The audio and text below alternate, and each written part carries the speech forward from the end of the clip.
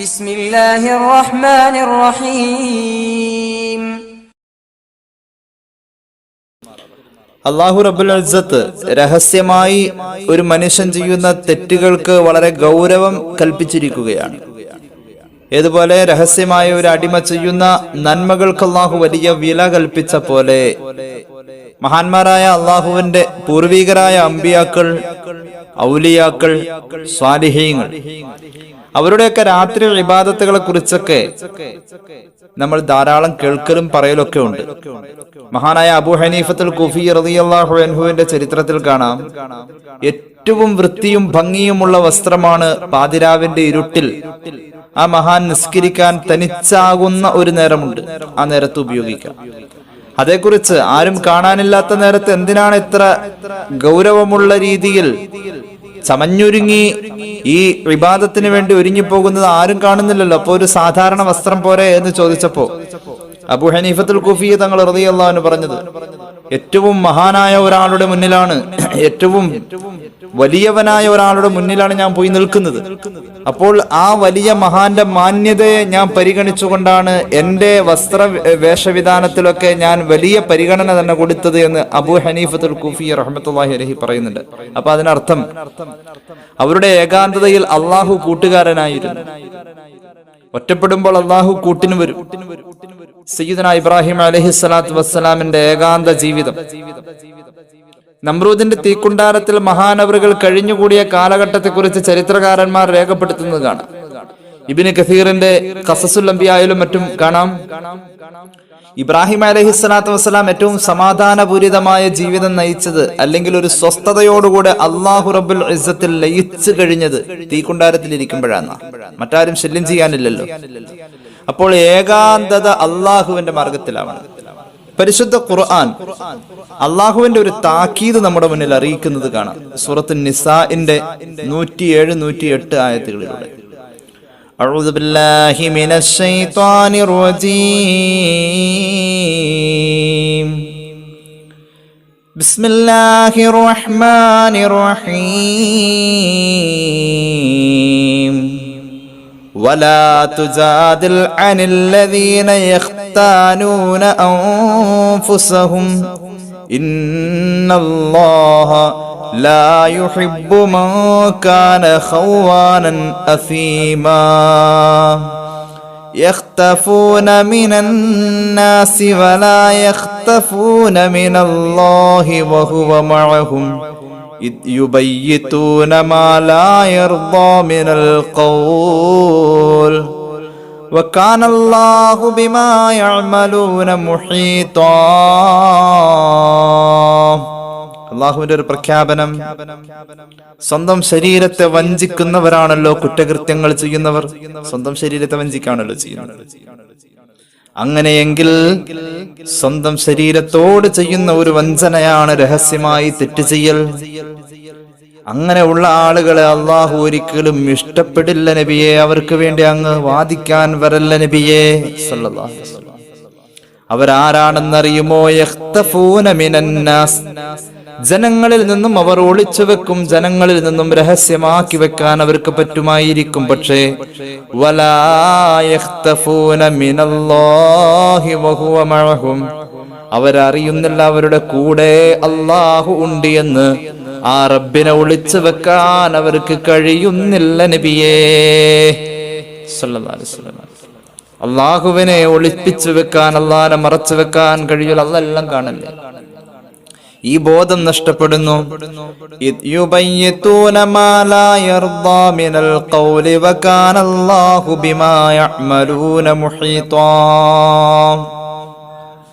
അല്ലാഹു തആല എല്ലാ കാര്യങ്ങളെയും ചുറ്റി അറിയുന്നവനാകുന്നു, വലയം ചെയ്ത് അറിയുന്നവനാകുന്നു.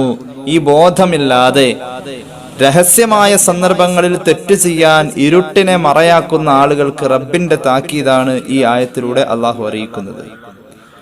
നന്മ ചെയ്യാൻ വേണ്ടിയിട്ട് ഒരാളുടെ സ്വകാര്യതയെ ഒരാൾ ഉപയോഗപ്പെടുത്തുമ്പോൾ യഥാർത്ഥത്തിൽ അവൻ വലിയ പദവിയിലേക്ക് എത്തുകയാണുള്ളത്. അർശിന്റെ തണല് കിട്ടുന്ന 7 വിഭാഗത്തെ മുഹമ്മദ് റസൂൽ സല്ലല്ലാഹു അലൈഹി വസല്ലം നമുക്ക് പരിചയപ്പെടുത്തി തരുന്നുണ്ടല്ലോ. ഈ 7 വിഭാഗത്തിൽ അവസാനം പറയുന്ന 3 വിഭാഗം നമുക്ക് ഏറെ ചിന്തിക്കാൻ കഴിയുന്ന ഒരു വിഭാഗമാണ്. 3 വിഭാഗം, അവസാനം പറയുന്ന 3 വിഭാഗം. അതിൽ ഒന്ന് വറജുലുൻ തസദ്ദഖ ബിസദഖത്തിൻ ഫഅഖ്ഫാഹ ഹത്താ ലാ തഅലമ ശിമാലുഹു മാ തുൻഫിഖു യമീനുഹു.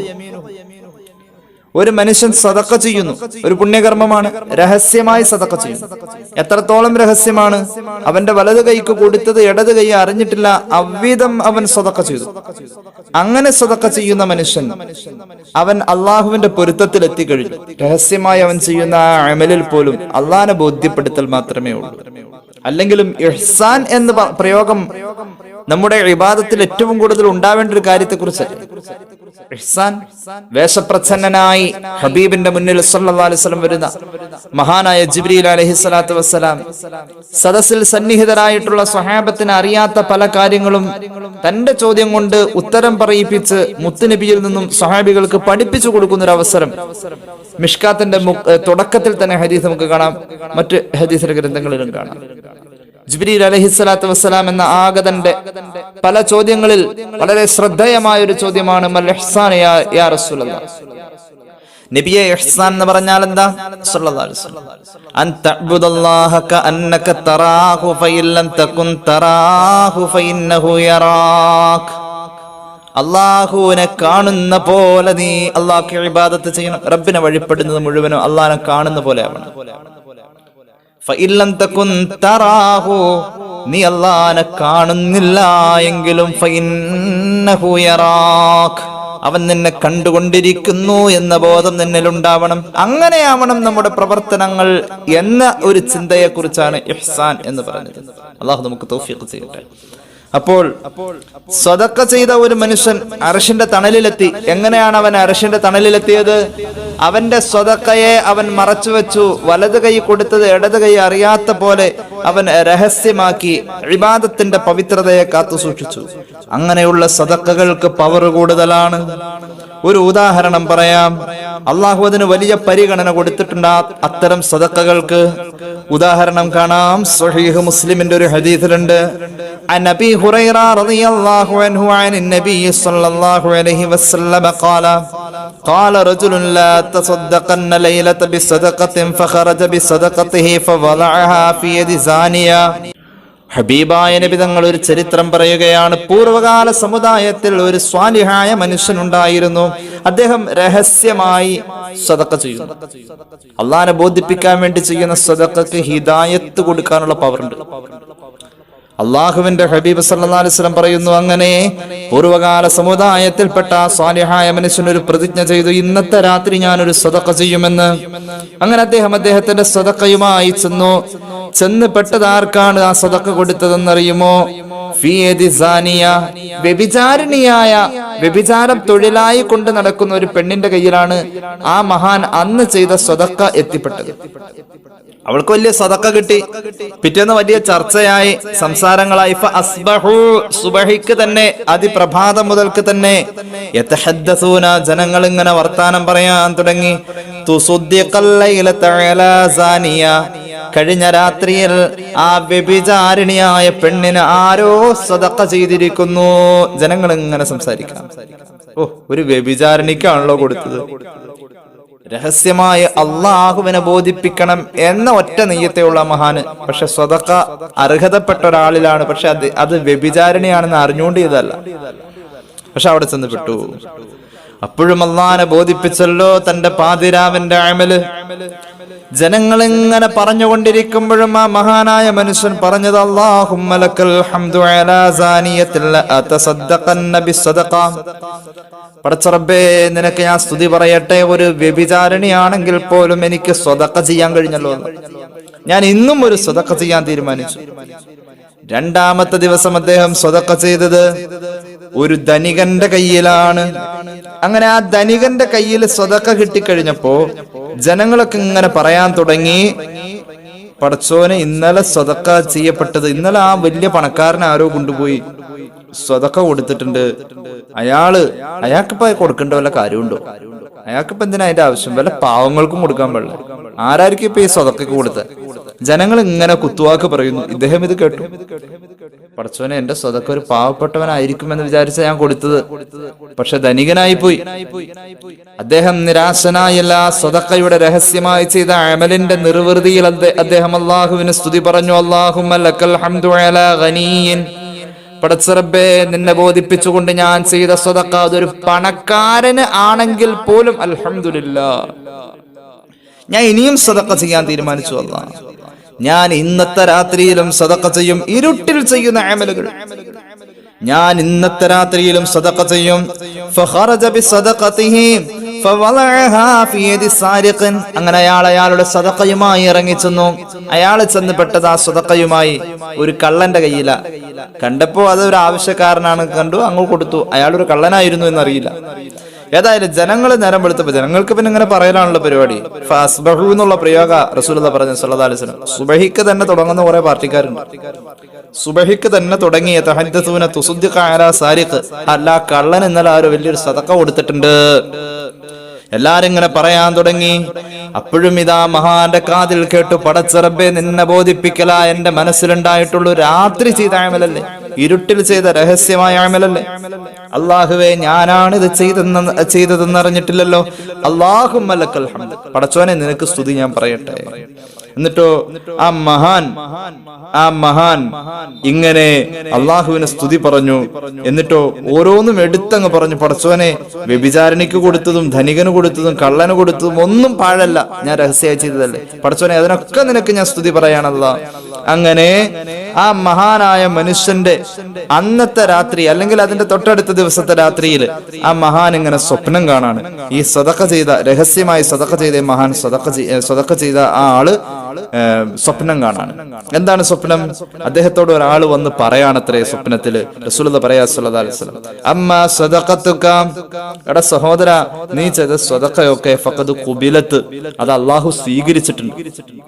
അല്ലാഹു സ്വീകരിച്ചു. നിന്റെ സദഖയുടെ പവർ കണ്ടോ? അമ്മ സാനിയത്തു ഫലഅല്ലഹാ തസ്തഇഫു, നീ കൊടുത്ത സദഖയുടെ പവർ കൊണ്ട്, ആ അമലിന്റെ ബറക്കത്ത് കൊണ്ട് വ്യഭിചാരിണി വ്യഭിചാരം നിർത്തി നല്ലവളായേക്കാം.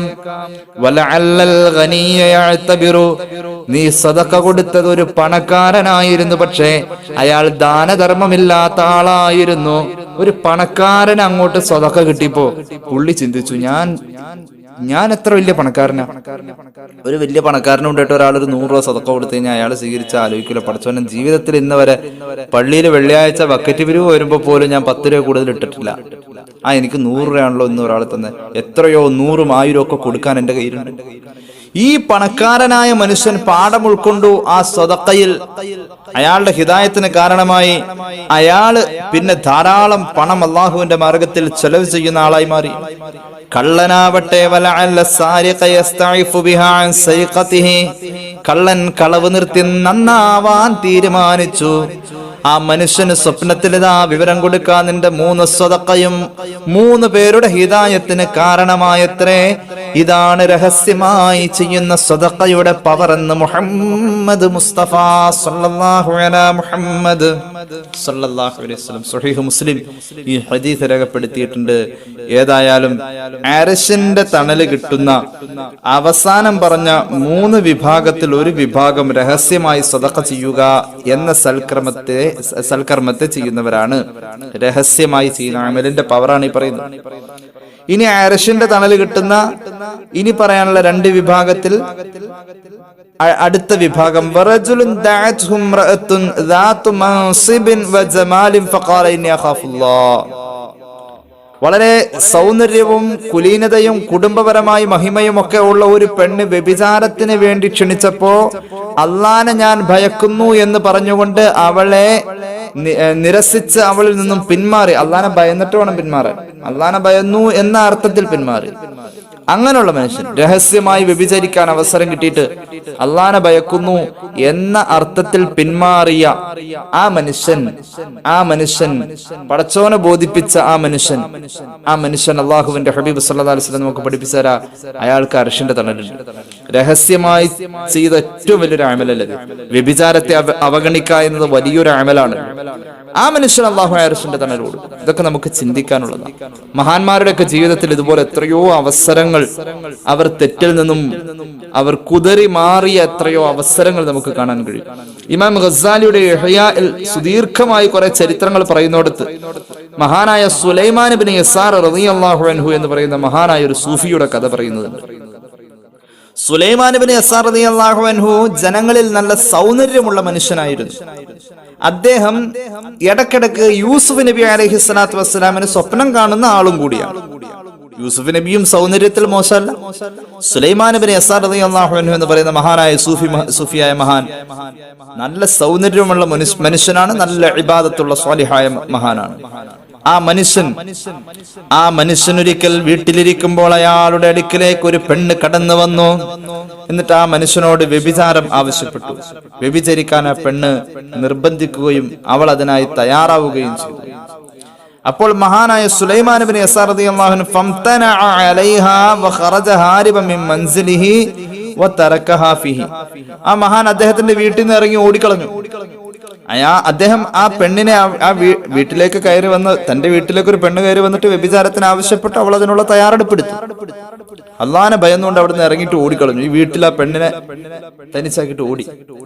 അങ്ങനത്തെ ഒരു മഹാനാണ് സുലൈമാൻ ഇബ്നു യസാർ റളിയല്ലാഹു അൻഹു. ആ പെണ്ണിനെ തന്റെ കുടുംബത്തിലേക്ക് ഇടിച്ച് കയറി വന്ന പെണ്ണിനെ അവിടെ നിർത്തിയിട്ട് വീട് വിട്ട് ഇറങ്ങി ഓടി ആ മഹാൻ അന്ന് രാത്രി സയ്യിദുനാ യൂസുഫ് നബി അലൈഹി സ്വലാത്തു വസ്സലാമിന്റെ സംഭാഷണം സ്വപ്നത്തിലൂടെ അനുഭവിക്കാണ്.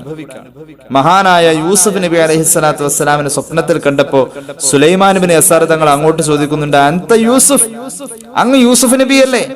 അതെ, ഞാൻ യൂസുഫ് നബിയാ. ഞാൻ പെട്ടുപോയതാ സുലൈഖയുടെ കൊട്ടാരത്തിൽ, വ്യഭിചാരം നടന്നില്ല. മഹാനായ യൂസുഫ് നബിക്ക് അള്ളാഹു കൊടുത്ത ആത്മീയമായ ഒരു കാവല്. എങ്ങനെയായിരുന്നു ആ കാവല്? യൂസുഫ് നബി അലൈഹി സ്വലാത്തു വസ്സലാമിന് അള്ളാഹുവിന്റെ കാവലില്ലായിരുന്നുവെങ്കിൽ മഹാനുഭാവൻ വ്യഭിചാരത്തിൽ പെട്ടുപോകുമായിരുന്നുവെന്ന് ഖുർആൻ വലഖദ് ഹമ്മത് ബിഹി. ഖുർആൻ പറയുന്നു, അള്ളാഹുവിന്റെ ഭാഗത്തു നിന്നുള്ള ഒരു ആത്മീയമായ കാവലില്ലായിരുന്നുവെങ്കിൽ അന്ന് വ്യഭിചാരം അവിടെ സംഭവിക്കുമായിരുന്നു. എന്തായിരുന്നു ആത്മീയമായ കാവൽ? ഇബ്നു അബ്ബാസ് തങ്ങൾ പറയുന്നുണ്ട്, മുസ്സില ലഹു യഅഖൂബു അലൈഹിസ്സലാം ഫളറബ സദറഹു ഫഖറജത് ശഹവതുഹു മിൻ അനാമിലിഹി. യൂസുഫ് നബി അലൈഹി സ്വലാത്തു വസ്സലാമിന്റെ ശരീരം ഒന്ന് കോരിത്തരിച്ചതായിരുന്നു. മഹാനായ യാക്കൂബ് നബി അലൈഹിസ്സലാം എന്ന് പറയുന്ന പിതാവ്, അള്ളാഹുവിന്റെ അമ്പിയാക്കൾക്കും ഔലിയാക്കൾക്കും തർബിയത്തിനുള്ള ഒരു കഴിവുണ്ടല്ലോ. യാക്കൂബ് നബി അലൈഹി സ്വലാത്തു വസ്സലാം എന്ന് പറയുന്ന മഹാനായ പിതാവ് വന്നിട്ട് യൂസുഫ് നബി അലൈഹി സ്വലാത്തു വസ്സലാമിന്റെ നെഞ്ചിലൊരു അടി കൊടുത്തു. ആ അടി കിട്ടലോടുകൂടെ വിരൽത്തുമ്പിലൂടെ ശരീരത്തിൽ ഇനി ഉണ്ടാവാൻ സാധ്യതയുള്ള ശാരീരിക വികാരങ്ങൾ മുഴുവനും ഒലിച്ചുപോയി. അങ്ങനെ പടച്ചോന്റെ ഭാഗത്തുനിന്ന് ഒരു സഹായം ഇല്ലായിരുന്നുവെങ്കിൽ വ്യഭിചാരം സംഭവിക്കുമായിരുന്നുവെന്ന് ഖുർആൻ. അപ്പോൾ യൂസുഫ് നബി പറയാണ്, ഞാൻ അങ്ങനെ നിർബന്ധിത സാഹചര്യത്തിൽ അകപ്പെട്ടു പോയ ആളാണ് ആ യൂസുഫാണ്, നീയാവട്ടെ ഇറങ്ങി ഓടിയ ആളാണ്.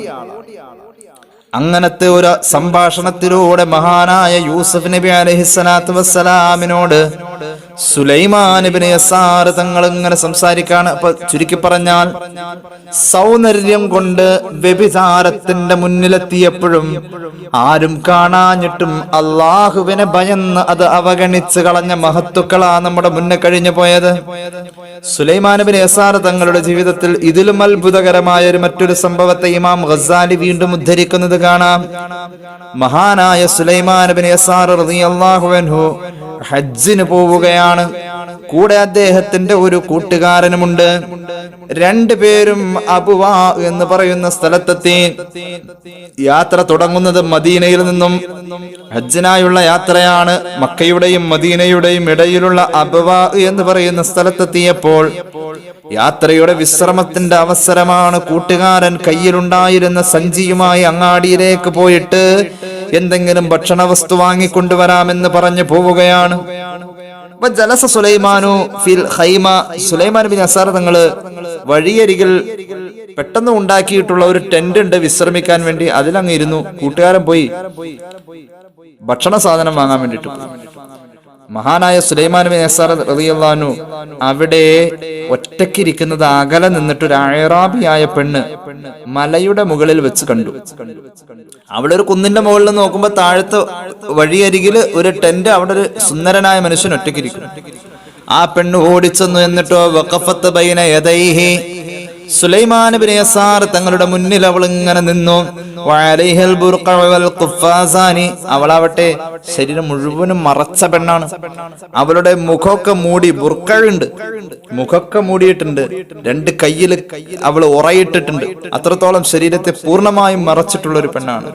പെട്ടെന്ന് ഫഅസ്ഫറത് അൻ വജ്ഹി അൻ വജ്ഹിൻ ലഹാ കഅന്നഹു ഫൽഖതു ഖമരിൻ, പെട്ടെന്ന് അവളുടെ മുഖത്തെ ബുർഖ അങ്ങ് മാറ്റി, ഒരു ചന്ദ്രൻ ഉദിച്ച പോലെ എന്ന ഇമാം ഗസാലി പറയുന്നു. എന്നിട്ട് അവൾ സുലൈമാൻ ബിൻ യസാർ എന്ന് പറയുന്ന മഹാനോട് പറയാണ്, അഹ്നി ഇനി എന്റെ വിശപ്പ് മാറ്റിത്തരുമോ? സുലൈമാൻ ബിൻ യസാർ തങ്ങൾ വിചാരിച്ചു അന്നഹ തുരീദു തുആമ, എന്തെങ്കിലും ഭക്ഷണം ചോദിച്ചു വന്നതായിരിക്കും എന്ന് വിചാരിച്ചു. മഹാനവറുകൾ ഫഖാമ ഇലാ ഫളലത്തി സുഫ്രാ ലിയുഅതിയഹാ, അവിടെ ഇരിക്കുന്ന പാത്രത്തിൽ ശേഷിച്ചിരിക്കുന്ന ഭക്ഷണത്തിന്റെ എന്തോ ഉണ്ട്, അത് കൊടുക്കാൻ വേണ്ടി ശ്രമിച്ചപ്പോൾ അവൾ പറഞ്ഞു, ലസ്തു ഉരീദു ഹാദാ, ഞാൻ ഈ ഭക്ഷണം കൊണ്ട് വിശപ്പ് മാറ്റുന്നതല്ല ഉദ്ദേശിച്ചത്. ഇന്നമാ ഉരീദു മാ യകൂനു മിന റജുലി ഇലാ അഹ്ലിഹി, ഒരു ഭർത്താവിൽ നിന്നും ഭാര്യക്ക് കിട്ടുന്ന വിശപ്പ് മാറ്റൽ എന്തോ അത് തന്നെ. ഭർത്താവ് ഭാര്യക്ക് ചെയ്തു കൊടുക്കുന്ന ലൈംഗികമായ കാര്യമാണ് ഞാൻ ആവശ്യപ്പെട്ടത്. അപ്പോൾ സുലൈമാൻ ബിൻ യസാർ തങ്ങൾ ചോദിക്കാണ്, ജഹസക്കി ഇബ്ലീസ്, നിന്നെ ഇങ്ങോട്ട് ഇബ്ലീസ് ആണോ ഈ കോലം കെട്ടി ഇങ്ങോട്ട് പറഞ്ഞയച്ചത്? സുമ്മ വദഅ റഅസഹു ബൈന റുക്ബതൈഹി, പിന്നെ അവളുടെ നേരെ നോക്കാനോ അവളോട് മിണ്ടാനോ സുലൈമാൻ ബിൻ യസാർ തങ്ങൾക്ക് കഴിഞ്ഞില്ല. ഇരുന്നു പോയി. മഹാൻ ഇരുപ്പിന്റെ രൂപം എങ്ങനെയെന്നറിയുമോ? രണ്ട് കാലിന്റെ മുട്ട് കുത്തിപ്പിടിച്ചിട്ട് അതിന്റെ വിടവിലേക്ക് തല കമഴ്ത്തി വെച്ചിട്ട് ഇങ്ങനെ കൈകൊണ്ട് കെട്ടി. ഇനി അങ്ങോട്ട് നോക്കാനേ ഇല്ല. അവളിങ്ങോട്ട് നോക്കുകയും വേണ്ട, അവളുടെ ശബ്ദവും കേൾക്കണ്ട, ഒന്നും വേണ്ട. ചെവിയൊക്കെ അടച്ച് കാലിന്റെ മുട്ടുകൊണ്ട് ഇങ്ങനെ ചേർത്ത് അടച്ചു പിടിച്ച് കൈ ഇങ്ങനെ കെട്ടിയിരുന്നിട്ട് അങ്ങോട്ട് ഒറ്റ കരച്ചില്. മഹാനായ സുലൈമാൻ ബിൻ യസാർ റളിയല്ലാഹു അൻഹു അങ്ങോട്ട് കരയാൻ തുടങ്ങി. ഫലം യസൽ യബ്കി, ഈ മഹാന്റെ ഈ കരച്ചിൽ കണ്ടപ്പോ ഫലമ്മാ റഅത് മിൻഹു ദാലിക, അവൾ ഈ കരച്ചിൽ കണ്ടപ്പോൾ സദലത്തിൽ ബുർഖ അലാ വജ്ഹിഹാ വൻസറഫത്ത് റാജിഅത്തൻ ഹത്താ ബലഗത് അഹ്ലഹാ, ആ പെണ്ണ മുഖത്തെ മുഖമൂടിയൊക്കെ ഇട്ട് കയ്യിലെ ഓരയൊക്കെ ഇട്ടിട്ട് പെട്ടെന്ന് വസ്ത്രമൊക്കെ ഇട്ടിട്ട് ഒറ്റ ഓട്ടം കൊടുത്ത് അവളുടെ വീട്ടിലേക്ക്. അവള് പേടിച്ചുപോയി ഈ കരച്ചിൽ കണ്ടപ്പോൾ. മഹാനായ സുലൈമാൻ ബിൻ യസാർ തങ്ങളുടെ കൂട്ടുകാരൻ, അങ്ങാടിയിലേക്ക് പോയ കൂട്ടുകാരൻ, അദ്ദേഹം തിരിച്ചു വന്നിട്ടോ ആ മഹാനായ മനുഷ്യൻ സുലൈമാൻ ബിൻ യസാർ തങ്ങളോട് ചോദിക്കുന്നുണ്ട്, മാ യുബ്കീക്, നിനക്കെന്താ പറ്റി, നീ എന്തിനാ ഇങ്ങനെ കരയുന്നത്? മഹാനായ സുലൈമാൻ ബിൻ യസാർ തങ്ങൾ പറഞ്ഞു, ഖൈറുൻ ദക്കർതു സിബിയത്തെ, ഒന്നുമില്ല, നല്ലത് തന്നെ, എന്റെ ബാല്യമൊക്കെ എനിക്ക് ഓർമ്മ വന്നിരുന്നു, അതുകൊണ്ടൊക്കെ ആയിരിക്കും ചിലപ്പോ കരഞ്ഞുപോയത്. കൂട്ടുകാരൻ പറഞ്ഞു, ലാ വല്ലാഹി ഇല്ല അന്നലക ഖിസ്സത്തുൻ ഇന്നമാ അഹദുക ബിസബിയതിക മുൻദു സലാസ് ഔ നഹ്വഹാ, ഏകദേശം 3 വയസ്സ് മുതൽക്ക് നിന്നെ എനിക്ക് അറിയാവുന്നതല്ലേ, നിന്റെ ബാല്യത്തെ കുറിച്ച് ആലോചിച്ച് കരയാൻ പാകത്തിനൊന്നും, ഇതുപോലെ കരയാൻ പാകത്തിനൊന്നും ഇല്ലാന്ന് എനിക്കറിയാലോ, നീ കാര്യം പറയും എന്ന് പറഞ്ഞു. മഹാനായ സുലൈമാൻ ബിൻ യസാർ റളിയല്ലാഹു അൻഹു അദ്ദേഹത്തിന്റെ കൂട്ടുകാരനോട് പറഞ്ഞു, ഞാൻ ഇവിടെ തനിച്ചിരിക്കുമ്പോൾ ഒരു അഅറാബിയായ പെണ്ണ് മലമുകളിൽ നിന്നും എന്നെ കണ്ടിട്ട് അവൾ ഇവിടെ വന്നു വ്യഭിചരിക്കാൻ ആവശ്യപ്പെട്ടു. ഞാൻ ഭയന്നു പോയി, റബ്ബിനെ ഭയന്ന് ഞാൻ അങ്ങനെ കരഞ്ഞു പോയതാ എന്നങ്ങ് പറഞ്ഞു തീരലോടുകൂടെ മഹാനായ സുലൈമാൻ ബിൻ യസാർ തങ്ങളുടെ കൂട്ടുകാരൻ വജഅല യബ്കി ബുകാൻ ശദീദാ, അതിലേറെ ശക്തിയിൽ ഇത് കേട്ട കൂട്ടുകാരൻ അങ്ങ് കരയാൻ തുടങ്ങി. അപ്പോൾ സുലൈമാൻ ബിൻ യസാർ തങ്ങൾ ചോദിക്കുന്നുണ്ട്, മാ യുബ്കീക്, അല്ല സഹോദരൻ, നീ എന്തിനാ കരയുന്നത്? നിനക്ക് ഈ അനുഭവം ഒന്നും ഉണ്ടായില്ലല്ലോ. അപ്പോൾ മഹാനായ കൂട്ടുകാരൻ പറയാ, അന അഹഖു ബിൽ ബുകാഇ മിൻക, നിന്നെക്കാളും കരയേണ്ടത് ഞാനാണ്. കാരണം അന്നീ അഖ്ശാ, ഞാൻ എന്റെ കാര്യത്തിൽ പേടിക്കാണ്. അല്ലൗ കുന്തു മകാനക ലമാ സബർതു അൻഹാ, ഞാനായിരുന്നു ഈ ടെന്റിൽ ഉണ്ടായത്, നീ പുറത്ത് സാധനങ്ങൾ വാങ്ങാൻ പോവുകയുമായിരുന്നെങ്കിൽ, നിന്റെ സ്ഥാനത്ത് ഞാനാണ് ഇവിടെ ഉണ്ടായിരുന്നതെങ്കിൽ എനിക്ക് ക്ഷമിച്ചു നിൽക്കാൻ കഴിയില്ല, ഞാൻ വ്യഭിചരിച്ചു പോകുമായിരുന്നു. അള്ളാഹു എന്നെ കാത്തല്ലോ പടച്ചറബേ. രണ്ടുപേരും അങ്ങ് കരയാൻ തുടങ്ങി. അങ്ങനെ രണ്ടുപേരും അവിടെ നിന്നും യാത്രയുടെ വിശ്രമം കഴിഞ്ഞ് ഹജ്ജിനായുള്ള യാത്ര പിന്നെയും തുടർന്നു. മക്കയിലേക്കെത്തി പരിശുദ്ധമായ ഹജ്ജ് കർമ്മത്തിന്റെ എല്ലാ കാര്യങ്ങളിലേക്കും ഇറങ്ങിത്തിരിച്ചു. മഹാനവറുകൾ സഅയ് ചെയ്തു, തവാഫ് ചെയ്തു. ഹിജ്ർ ഇസ്മാഈലിന്റെ കെട്ടിന്റെ ഭാഗത്ത് വന്ന് അവിടെ വസ്ത്രം വിരിച്ച് ചെരിഞ്ഞൊന്ന് കിടന്നു. എന്നിട്ടോ മഹാനവറുകൾ ആ ക്ഷീണത്തിൽ അവിടെ കിടന്നെന്ന് മയങ്ങിപ്പോയി. ആ സമയം സ്വപ്നത്തിൽ അതാ മനോഹരമായ ശാരീരിക ഭംഗിയിൽ ഒരു മനുഷ്യൻ പ്രത്യക്ഷനാവുന്നു. വളരെ വളരെ ഗൗരവമുള്ള മുഖഭാവം, എന്നാൽ അദ്ദേഹത്തിന്റെ മുഖത്തിൽ സന്തോഷവും നിറഞ്ഞിരിക്കുന്നു. ആ മനുഷ്യന്റെ ശരീരത്തിൽ വല്ലാത്ത സുഗന്ധം, ശബ്ദത്തിന് വലിയ കനമുള്ള ശബ്ദം, നല്ല പൗരുഷമുള്ള ശബ്ദം. മഹാനായ സുലൈമാൻ ഇബ്നു യസാർ തങ്ങൾ ചോദിച്ചു, റഹിമക്കല്ലാഹു മൻ അൻത, താങ്കൾ ആരാ? അള്ളാഹു അങ്ങേക്ക് കരുണ ചെയ്യട്ടെ, താങ്കൾ ആരാ? അന യൂസുഫ്, ഞാൻ യൂസുഫ് നബിയാണ്. യൂസുഫ് നബിയോട് ചോദിക്കാണ് തിരിച്ച്, യൂസുഫ് സിദ്ദീഖ്, യൂസുഫ് സിദ്ദീഖ് എന്ന് ഖുർആൻ പറഞ്ഞ തെറ്റ് ചെയ്യാത്ത യൂസുഫ് നബിയാണോ? ഖാല നഅം, അതെ ഞാൻ യൂസുഫ് സിദ്ദീഖാണ്.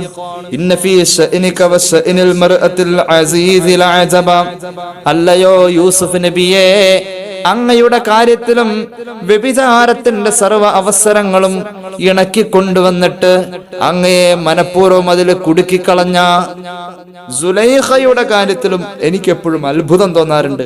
അങ്ങ് അതിൽ നിന്നും രക്ഷപ്പെട്ടല്ലോ എന്ന അത്ഭുതം എനിക്ക് എപ്പോഴും തോന്നാറുണ്ട്.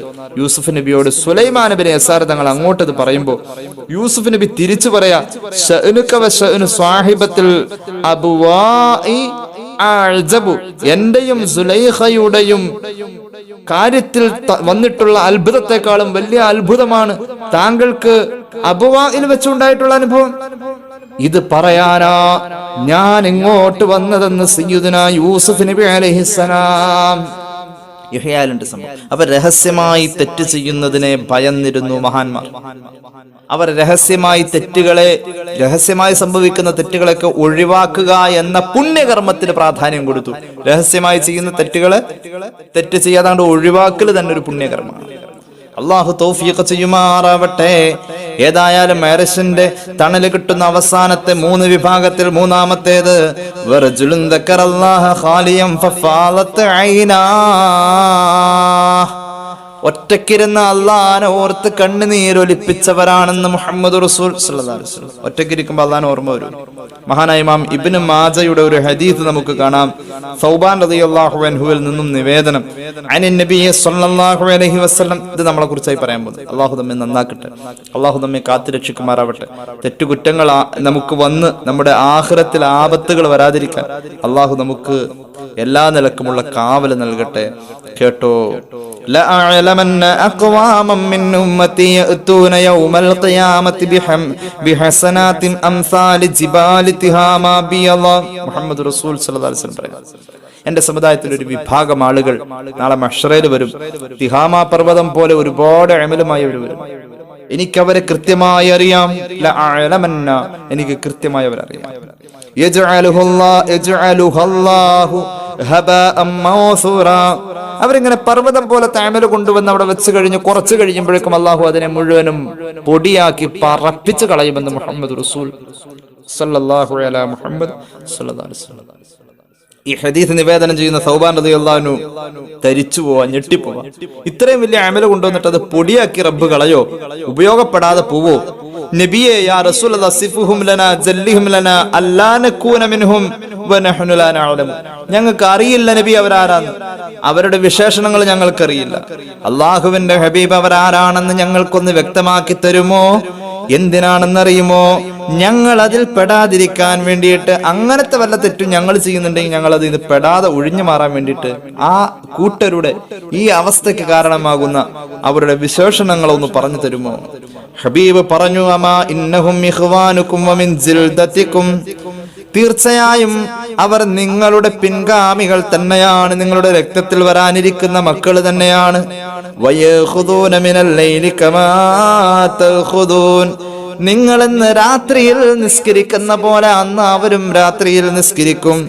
പക്ഷെ അവർക്ക് ഇബാദത്തുകൾ എമ്പാടുമുണ്ടെങ്കിലും അവർക്ക് ഒരുപാട് ദുആ മജ്‌ലിസുകളുണ്ട്, അവർക്ക് ഒരുപാട് ഓൺലൈൻ പഠനവേദികളുണ്ട്, അവർക്ക് ഒരുപാട് ദിക്ർ ദുആന്റെ സദസ്സുണ്ട്, അവർക്ക് ഒരുപാട് സൗകര്യത്തിൽ ഖുർആൻ കൊണ്ടു നടന്ന് പാരായണം ചെയ്യാനും കേൾക്കാനും ഒക്കെ സൗകര്യമുണ്ട്. എല്ലാം അവർ ചെയ്യുന്നവരാണെങ്കിൽ പോലും വലാകിന്നഹും അഖ്വാമുൻ, അവരൊരു പ്രത്യേക വിഭാഗക്കാരാണ്. നമ്മളെ കുറിച്ചായി പറയുന്നത് ഇദാ ഖലൗ ബിമഹാരിമില്ലാഹ്, അവർ ഒറ്റയ്ക്കിരിക്കുമ്പോൾ അല്ലാഹു ഹറാമാക്കിയ കാര്യങ്ങൾ അവരുടെ കൂടെയുണ്ട് എങ്കിൽ ഇൻതഹഖൂഹ, അതിലേക്ക് അവർ ഇങ്ങനെ ലയിച്ച് ചേരുന്നവരാണെന്ന് മുഹമ്മദ് റസൂൽ സല്ലല്ലാഹു അലൈഹി വസല്ലം. അപ്പോൾ ഹറാമിലേക്ക് ഒറ്റയ്ക്കിരിക്കുമ്പോൾ ലയിച്ചു പോകുന്ന ആളുകൾ ആരോ അവർക്കാണ് ആഖിറത്തിൽ എത്ര വലിയ അമലുണ്ടെങ്കിലും ആഖിറത്തിൽ ഉപകാരപ്പെടാതെ പോകുന്നവർ ഇവരാണ്. രഹസ്യമായി ചെയ്യുന്ന തെറ്റുകൾക്ക് അല്ലാഹു ഗൗരവം കൊടുക്കുന്നു, രഹസ്യമായി ചെയ്യുന്ന നന്മകൾക്ക് അല്ലാഹു ഗൗരവം കൊടുക്കുന്നു. ഈ ഒരു ചർച്ചയിൽ നമുക്ക് ഒരു ചിന്ത ഉണ്ടാവണം. നമ്മുടെ വ്യക്തി വിചാരണ നമ്മൾ തന്നെ നടത്തണം. അല്ലാഹു തൗഫീഖ് ചെയ്ത് അനുഗ്രഹിക്കുമാറാവട്ടെ. സുദീർഘമാക്കുന്നില്ല.